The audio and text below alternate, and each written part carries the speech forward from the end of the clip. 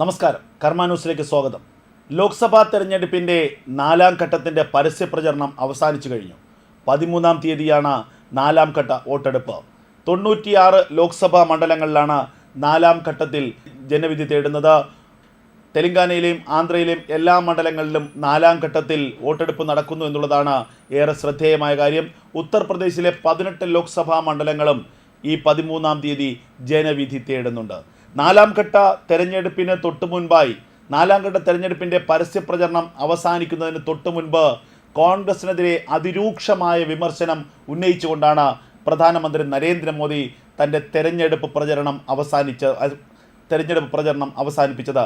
കോൺഗ്രസിൻ്റെ പാകിസ്ഥാൻ പ്രേമം, അതാണ് ഏറ്റവും പുതിയ പ്രചരണ വിഷയമായി BJP നേതാക്കൾ, പ്രത്യേകിച്ച് നരേന്ദ്രമോദി എടുത്തുകാട്ടുന്നത്. എന്തിനാണ് കോൺഗ്രസ് പാകിസ്ഥാനെ ഇത്രയും പുകഴ്ത്തി പറയുന്നത്? കയ്യിലുള്ള അണുബോംബ് എങ്ങനെ കൈകാര്യം ചെയ്യണമെന്നറിയാത്ത രാജ്യമാണ് പാകിസ്ഥാൻ. അതുകൊണ്ടാണ് അതവർ മറ്റുള്ളവർക്ക് വിൽക്കാൻ നടക്കുന്നത്. എന്നാൽ പാകിസ്ഥാനിൽ നിന്ന് ആരും അണുബോംബ് വാങ്ങാൻ തയ്യാറല്ല. കാരണം പാകിസ്ഥാൻ്റെ ഓരോ സാധനങ്ങളുടെയും ക്വാളിറ്റിയെക്കുറിച്ച് ലോകത്തിന് കൃത്യമായി ബോധ്യമുണ്ട്. അത്തരത്തിൽ സ്വയം അപഹാസ്യരായി നിൽക്കുന്ന ഒരു രാജ്യത്തെയാണ് കോൺഗ്രസ് ഇങ്ങനെ പുകഴ്ത്തി പറയുന്നത്. ആ രാജ്യത്തെ ഭയപ്പെടണമെന്നാണ് ഇന്ത്യയോട് കോൺഗ്രസ് നേതാക്കൾ പറയുന്നത്. എല്ലാ കാലത്തും പാകിസ്ഥാൻ്റെ തീവ്രവാദത്തെ പിന്തുണച്ചിട്ടുള്ള രാഷ്ട്രീയ പാർട്ടിയാണ് രാജ്യത്തെ കോൺഗ്രസ് എന്ന് പ്രധാനമന്ത്രി നരേന്ദ്രമോദി ആരോപണം ഉന്നയിച്ചു. 26 വർഷങ്ങൾക്ക് മുൻപ് ഒരു മെയ് 11-നാണ് പൊക്രാനിൽ അടൽ ബിഹാരി വാജ്പേയി അണുബോംബ് പരീക്ഷണം നടത്തിയത്. അതിനുശേഷം ഇന്ത്യ ലോകത്തെ പ്രധാനപ്പെട്ട ഒരു സൈനിക ശക്തിയായി മാറുകയായിരുന്നു. എന്നാൽ അന്നു മുതൽ ഇന്ന് വരെ സ്വന്തം രാജ്യത്തിൻ്റെ താല്പര്യങ്ങൾ മുന്നിൽ നിർത്തുകയോ അല്ലെങ്കിൽ സ്വന്തം രാജ്യത്തിൻ്റെ നേട്ടങ്ങളെക്കുറിച്ച് അഭിമാനിക്കുകയല്ല കോൺഗ്രസ് ചെയ്യുന്നത്. കോൺഗ്രസ് എല്ലാ കാലത്തും ഭീകരവാദത്തോട് സന്ധി ചെയ്യുന്ന സമീപനമാണ് നടത്തുന്നത്. ജമ്മു കശ്മീരിലെ ആർട്ടിക്കിൾ 370 എടുത്ത് കളഞ്ഞപ്പോൾ ഏറ്റവും കൂടുതൽ അതിനെ എതിർത്തത് രാജ്യത്തെ കോൺഗ്രസ് പാർട്ടിയാണ്. അപ്പോൾ കോൺഗ്രസ് പാർട്ടിയുടെ ലക്ഷ്യം വോട്ട് ബാങ്കുകൾക്ക് വേണ്ടി മതതീവ്രവാദ ശക്തികളുമായി കൂട്ടുചേരലാണ്. അല്ലാതെ രാജ്യത്തെ തീവ്രവാദ ശക്തികളെ പൂർണ്ണമായും ഉന്മൂലനം ചെയ്യുകയും രാജ്യത്തിനെ വികസനത്തിൻ്റെ പാതയിലേക്ക് എത്തിക്കുകയും ചെയ്യുക എന്നുള്ള വലിയ ലക്ഷ്യം കോൺഗ്രസ്സിന് ഇല്ല എന്ന അതിഗുരുതരമായ ആരോപണമാണ് പ്രധാനമന്ത്രി നരേന്ദ്രമോദി കോൺഗ്രസിനെതിരെ ഉന്നയിച്ചിരിക്കുന്നത്. ഈ തെരഞ്ഞെടുപ്പിൽ കോൺഗ്രസ് 50 സീറ്റിൽ താഴെ മാത്രമേ നേടൂ എന്ന് പ്രധാനമന്ത്രി നരേന്ദ്രമോദി വ്യക്തമാക്കി. ജൂൺ 4-ന് പാർട്ടിക്ക് രാജ്യത്തിൻ്റെ പാർലമെൻറ്റിൽ പ്രതിപക്ഷ കസേര പോലും ഉണ്ടാകില്ല. ഭാരതത്തിലെ മുസ്ലിങ്ങൾ അങ്ങോട്ടും ഇങ്ങോട്ടും ചാടുമെന്നുള്ളത് കോൺഗ്രസിൻ്റെ വ്യാമോഹമാണെന്നും പ്രധാനമന്ത്രി കൂട്ടിച്ചേർത്തു. ഭീകരതയ്ക്കെതിരെ എല്ലാ കാലത്തും ദുർബല നിലപാട് തന്നെയാണ് കോൺഗ്രസ് സ്വീകരിച്ചത്. ഭീകരരെ ഒരു പാഠം പഠിപ്പിക്കേണ്ടതിന് പകരം അവരുമായി ചർച്ചയ്ക്കാണ് എല്ലാ കാലത്തും കോൺഗ്രസ് ശ്രമിച്ചത്. ഭീകരതയ്ക്കെതിരെ കോൺഗ്രസ് ശക്തമായ നടപടിയെടുത്തിരുന്നുവെങ്കിൽ മുംബൈ ഭീകരാക്രമണം അടക്കമുള്ളവ രാജ്യത്ത് ഉണ്ടാകുമായിരുന്നില്ല. വോട്ട് ബാങ്ക് രാഷ്ട്രീയത്തിന് വേണ്ടി ഭീകരതയോട് സന്ധി ചെയ്യുകയാണ് എല്ലാ കാലത്തും കോൺഗ്രസ് ചെയ്തത്. ജമ്മു കാശ്മീരിലെ ജനങ്ങൾ കഴിഞ്ഞ 60 വർഷങ്ങളായി ആ ഭീകരതയുടെ തിക്തഫലങ്ങൾ അനുഭവിച്ചു വരികയാണ്. എന്നാൽ ഇപ്പോൾ അവർ ആശ്വാസത്തിലാണ്. വികസനത്തിൻ്റെ വലിയ കാഴ്ചപ്പാടാണ് ഇപ്പോൾ അവർക്ക് മുന്നിലുള്ളത്. ജമ്മു കശ്മീരിലും 4ാം ഘട്ടത്തിലാണ് വോട്ടെടുപ്പ് നടക്കുന്നത്. തെരഞ്ഞെടുപ്പിൻ്റെ 4ാം ഘട്ട പരസ്യപ്രചാരണത്തിന് തൊട്ടു മുമ്പ് പ്രത്യാരോപണങ്ങൾ കൊണ്ട് സമ്പന്നമാണ് ഇന്ത്യയുടെ രാഷ്ട്രീയ രംഗം.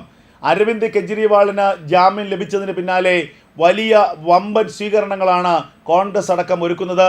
എന്നാൽ പിന്നാലെ അരവിന്ദ് കെജ്രിവാൾ പ്രധാനമന്ത്രി നരേന്ദ്രമോദിക്കെതിരെ പതിവ് രീതിയിൽ ആരോപണം ഉന്നയിക്കുകയും ചെയ്തു.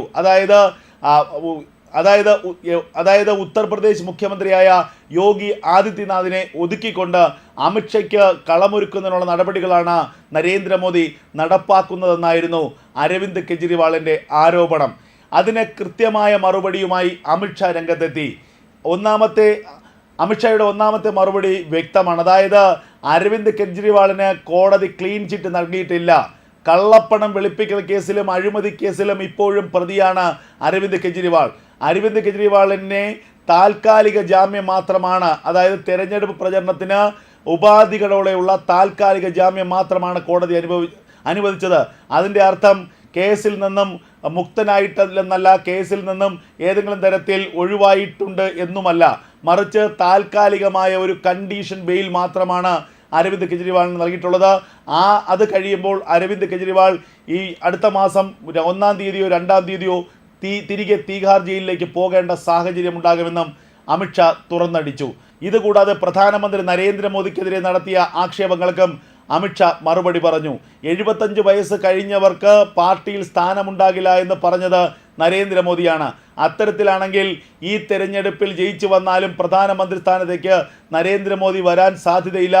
അമിത്ഷായ്ക്ക് വേണ്ടി കളമൊരുക്കുകയാണ് പ്രധാനമന്ത്രി നരേന്ദ്രമോദി ചെയ്യുന്നതെന്നായിരുന്നു അരവിന്ദ് കെജ്രിവാളിൻ്റെ ആരോപണം. ഇതിന് അമിത്ഷായുടെ മറുപടി ഇങ്ങനെയാണ്: ഈ 2029 വരെ ഭാരതീയ ജനതാ പാർട്ടിയെ നയിക്കുന്നതും പ്രധാനമന്ത്രി കസേരയിൽ ഇരിക്കുന്നതും നരേന്ദ്രമോദി തന്നെയായിരിക്കും. 2029 കഴിഞ്ഞാലും രാജ്യത്തെ ഭാരതീയ ജനതാ പാർട്ടിയെ നരേന്ദ്രമോദി തന്നെ നയിക്കും. അതിനെക്കുറിച്ച് അരവിന്ദ് കെജ്രിവാൾ വ്യാകുലപ്പെടേണ്ടതില്ല എന്ന കൃത്യമായ മറുപടി തന്നെയാണ് അമിത്ഷാ നൽകിയിരിക്കുന്നത്.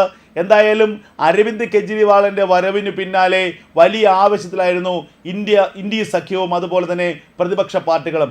എന്നാൽ അരവിന്ദ് കെജ്രിവാളിൻ്റെ ആരോപണങ്ങളെ കൃത്യമായി മുനയൊടിക്കുന്ന മറുപടികളാണ് പ്രധാനമന്ത്രി നരേന്ദ്രമോദിയും അമിത്ഷാ അടക്കമുള്ള BJP നേതാക്കളും നൽകുന്നത്. ഏറ്റവും പ്രധാനപ്പെട്ട കാര്യം, അരവിന്ദ് കെജ്രിവാൾ അഴിമതി കേസിൽ കുറ്റമുക്തനായിട്ടല്ല പുറത്തിറങ്ങിയത് എന്ന BJPയുടെ വാദമാണ്. അരവിന്ദ് കെജ്രിവാളിന് താൽക്കാലികമായ ജാമ്യം, തെരഞ്ഞെടുപ്പ് പ്രചരണത്തിനു വേണ്ടി മാത്രമുള്ള ജാമ്യം നൽകുന്നു. അതിനുശേഷം ഈ തെരഞ്ഞെടുപ്പിൻ്റെ റിസൾട്ട് അരവിന്ദ് കെജ്രിവാൾ കാണുന്നത് തീഹാർ ജയിലിൽ കിടന്നായിരിക്കുമെന്നുള്ള കൃത്യമായ മറുപടിയാണ് BJP നേതാക്കൾ നൽകുന്നത്. അങ്ങനെ അരവിന്ദ് കെജ്രിവാളിൻ്റെ ജാമ്യത്തോടു കൂടി ഉണ്ടാക്കിയെടുക്കാൻ ആഗ്രഹിച്ചിരുന്ന ഒരു നേട്ടം അത് പ്രതിപക്ഷത്തിനും ആം ആദ്മി പാർട്ടിക്കും ഇന്ത്യ സഖ്യത്തിനും ലഭിക്കുന്നില്ല എന്നുള്ളത് തന്നെയാണ് ഏറ്റവും പ്രധാനപ്പെട്ട കാര്യം.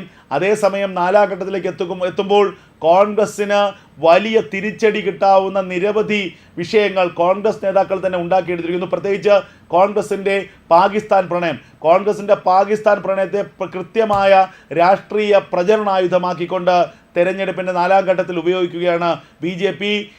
വർഗീയമായി കോൺഗ്രസ് രാജ്യത്തെ ചേരിതിരിക്കാൻ ശ്രമിക്കുന്നു. 4 വോട്ടിന് വേണ്ടി രാജ്യത്തെ ശിഥിലമാക്കാൻ ശ്രമിക്കുന്ന കോൺഗ്രസിൻ്റെ നേതാക്കളുടെ കൂറ് രാജ്യത്തിൻ്റെ എതിർശക്തിയായ പാകിസ്ഥാനൊപ്പമാണ് എന്നുള്ള കാര്യം കൂടി വ്യക്തമാക്കിക്കൊണ്ടാണ് ഇപ്പോൾ 4-ാം ഘട്ട തെരഞ്ഞെടുപ്പിൻ്റെ പ്രചരണം അവസാനിപ്പിക്കുന്നത്.